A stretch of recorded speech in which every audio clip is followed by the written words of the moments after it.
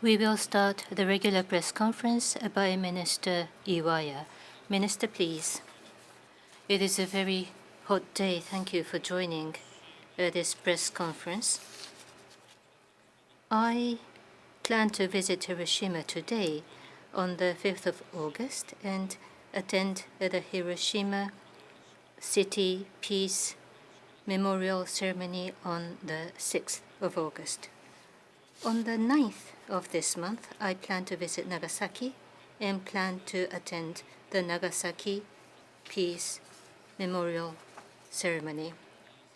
With my firm determination to continue our efforts towards the realization of a world without nuclear weapons, I will offer my sincere, heartfelt condolences to the souls of the victims of the A bomb. That is my initial remarks. Please raise your hand to ask a question, and when recognized, please proceed to the nearest microphone and ask the question after mentioning your affiliation and name. Uemura-san from Yomiuri. I'm Uemura from Yomiuri. Yesterday, you had a meeting with the Deputy Prime Minister of Kachka of Ukraine. At the beginning of the meeting, Deputy Prime Minister talked about the exchange at the summit between Japan and Ukraine, and it says that he talked about the exchange about the transfer of equipment related to defense area.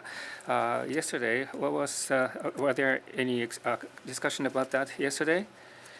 So about what they mentioned yesterday or about the specific communication, I'd like to refrain from giving explanation. But then, in generally speaking, with regards to the overseas transfer of the Japan's defense equipment, of course, we have been basing ourselves on the three principles on transfer of defense equipment of technology, and we have been addressing the matter in a very rigorous and cautious manner.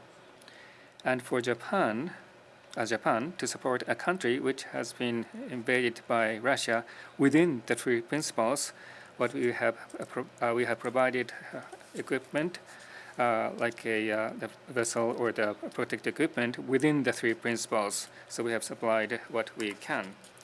Going forward, what kind of defense equipment support can be done with Ukraine, we like to constantly discuss or examine. So at this moment, we have no specific plan at this moment. Baba-san, Nikkei Shimbun newspaper. Thank you, Baba of Nikkei Shimbun. This is about the tariffs negotiation. Minister Kazawa will be traveling to the U.S. today, and Prime Minister Ishiba also mentioned that the government will consider the possibility of his visit to the U.S. So what kind of diplomatic efforts will the government of Japan need to take? And implementation of the Japanese investment because of the tariff cut, Secretary Bessent said that it will be valued quarterly.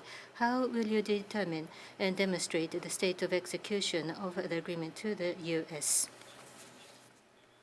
Under the recent agreement regarding automotives and auto parts, we have agreed to halve the 25% of additional tariff imposed since this April and to keep it at 15%, including the existing tariff rates. The automotive industry employs 5.5 million workers.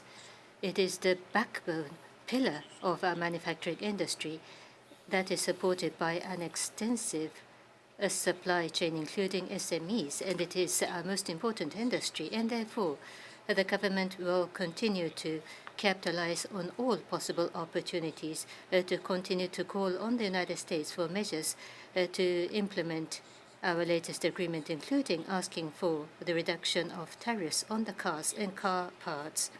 Regarding what you mentioned about the comment by Secretary Bessent, that I am aware of this comment, but I will refrain from commenting on each and every comment by the Secretary. Throughout the negotiations so far, how to manage the execution of the agreement has not exactly been discussed. At any rate, It is important. It is extremely important for both Japan and the U.S. to steadily and faithfully execute this agreement and reach achievements that will promote mutual benefits.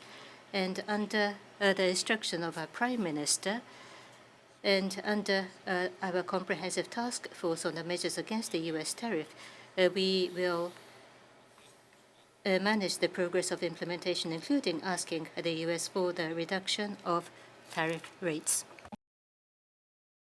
Next, Sakaguchi-san from Kyoto. I'm Sakaguchi from Kyoto. So at the onset, he talked about the ceremony in Hiroshima or related to atomic bombing. Tomorrow marks the 80th anniversary of bombing in Hiroshima, and Japan is the country to have suffered atomic bombing during the war, the first country, and it's 80 years since then, and a world without nuclear weapon has not been realized. And we are still reliant on the nuclear deterrence, but how is Japan going to work toward realizing the world without nuclear weapons?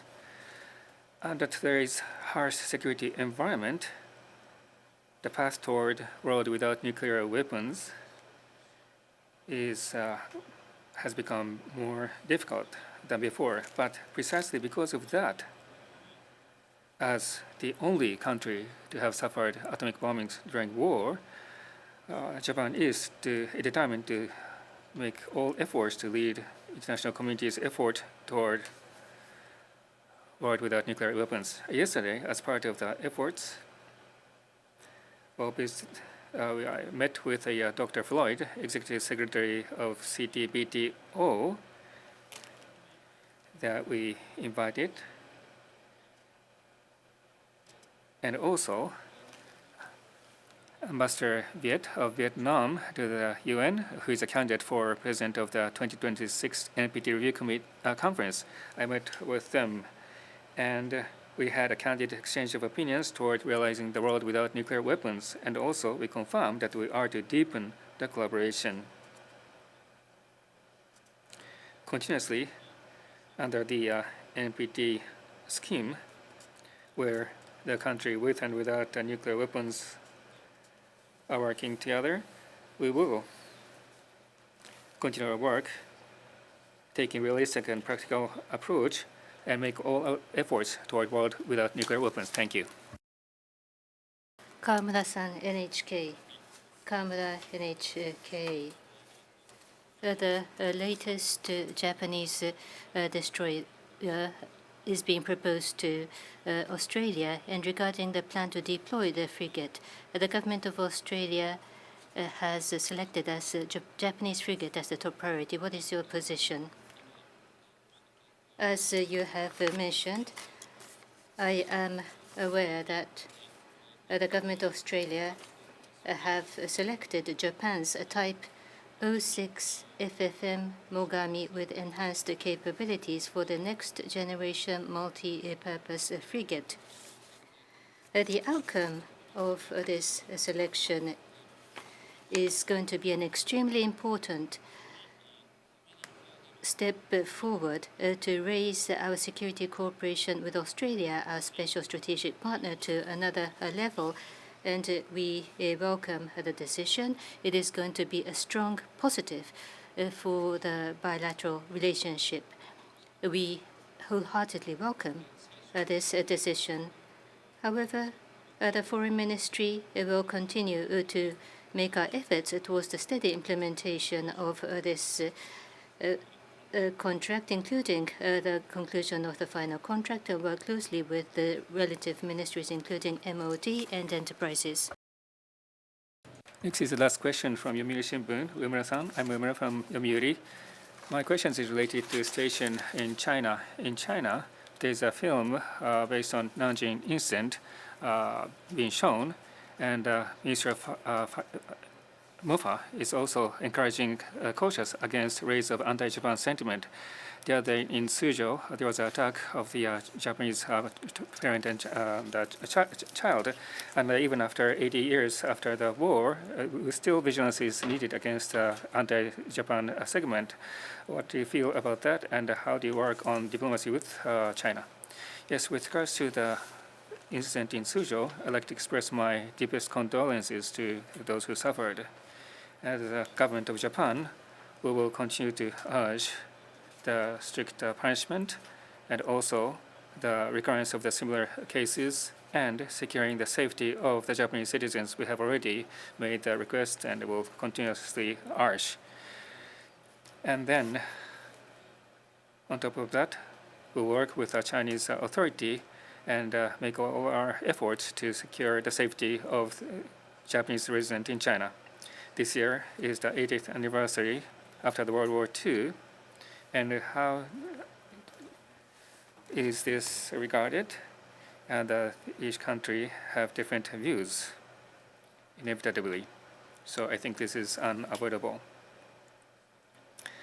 And including the showing of the film that you talked about, there are many related activities happening in China, but I like to refrain from making a comment for each of them.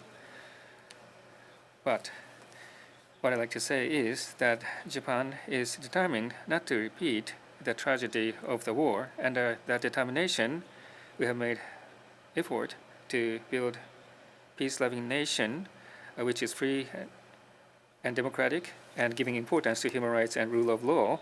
And we have walked the path of the peace-loving nation through after the World War II, and we will continue this.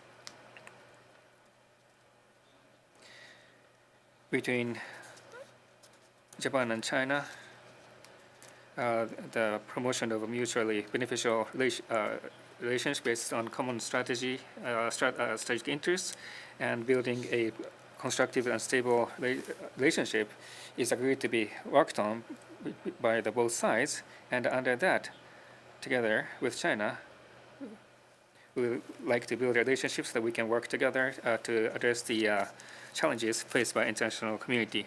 This concludes the press briefing. Thank you very much.